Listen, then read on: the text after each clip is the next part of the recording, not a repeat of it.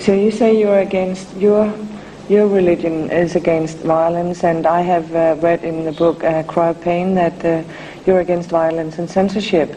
So what about the Rushdie case? What is your opinion on that? We, as Islam teaches us, stand for total freedom of speech and expression, both by word of mouth and by in writing. Freedom of speech and freedom of pen is what we stand for and what Islam preaches.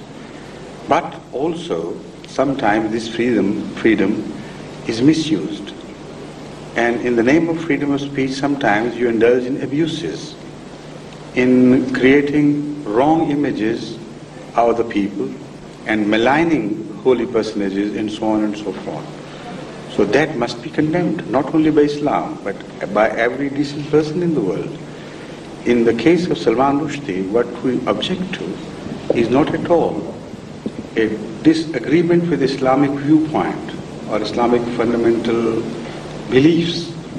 But what he has unfortunately done is that he has indulged in very filthy, abusive and maligning language against the holy personages of the holy founder of Islam and his companions.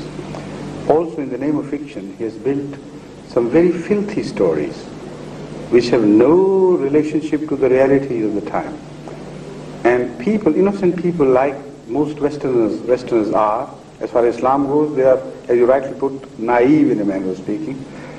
They absorb, they digest everything as, even in the name of fiction, as reality. So that is what is hurting the Muslim world.